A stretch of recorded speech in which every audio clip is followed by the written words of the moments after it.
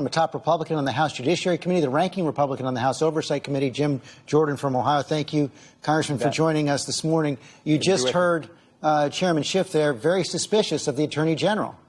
Attorney General is going to get to the bottom of this. He said 4 things 6 weeks ago in front of the Senate Finance Committee, George. 4 things I thought were very important. First, he said there was a failure of leadership at the upper echelon of the FBI. That is definitely true. Comey fired, McCabe fired under investigation, lied 3 times under oath. Chief Counsel Jim Baker demoted, then left the FBI, currently under investigation by the Justice Department. Lisa Page demoted and left the FBI counsel. And, of course, Deputy Head of Counterintelligence Peter Strzok demoted and then fired. So there was definitely a failure of leadership at the upper echelon of the FBI. Then he said 3 other things that everyone should pay attention to. He said spying did occur.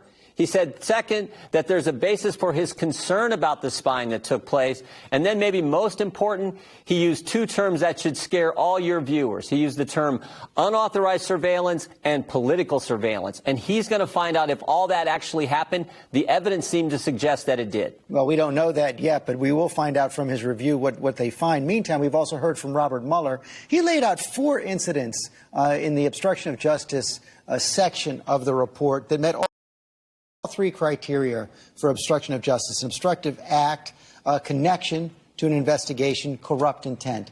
Does that concern you? Look, Bob Mueller had 22 months, $30 million, 19 lawyers, 40 FBI agents, 500 witnesses, 2,800 subpoenas. If he could have established obstruction, he would have done it. He couldn't do it. That wasn't his finding, regardless of what the Office of Legislative Counsel told him at the Department of Justice, what they can do with the sitting president or not. If he could have established obstruction of justice, he would have done it. He didn't do it. Bill Barr said that there was an obstruction of justice. Deputy Attorney General Rod Rosenstein said the same darn thing. Well, that's not what Robert Mueller said, though, and he laid out the evidence. Are you concerned enough to take a look at the evidence? No, I've read the report. I'm looking at the evidence. But what I want to look at, and this is what Bill Barr wants to look at. This is what John Durham is now charged with finding.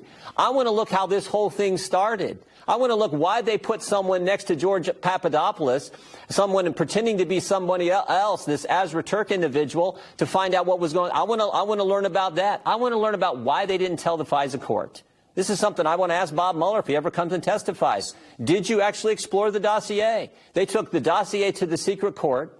Didn't tell the court the Clinton campaign paid for the document. Didn't tell the court the guy who wrote it, Christopher Steele, had told the FBI he was desperate to stop Trump. So I want to find out about that, and I know Bill Barr wants to as well, and that's why he's doing the investigation he's doing. They did say that there was indication of political motive behind the funding the dossier, but you just said you wanted to hear from Robert Mueller. So you believe he should testify? I mean, that's up to Jerry Nadler. I know this. I got questions for him. I think the one question most Americans want to know, when did you first learn there was no obstruction, or excuse me, no collusion?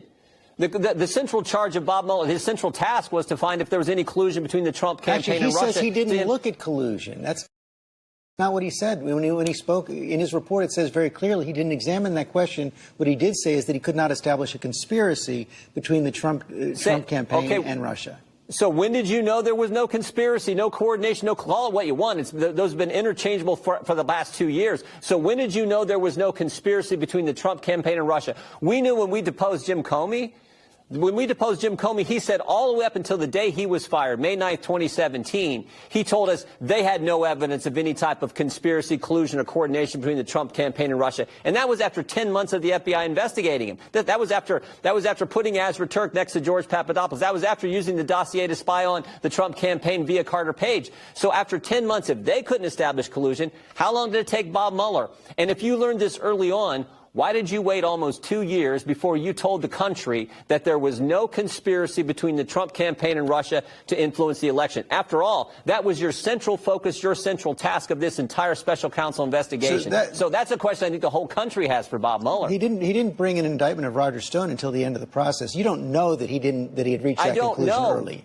But I do know what Jim Comey told us, and he said after 10 months of the FBI looking into this, they had no evidence of any type of coordination, conspiracy, or collusion between the Trump campaign and Russia to impact the 2016 election. So after 10 months, he didn't know. How long did it take Bob Mueller with 19 lawyers?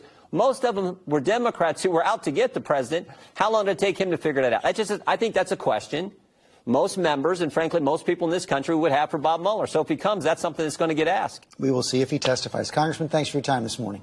You bet. Roundtable's up next.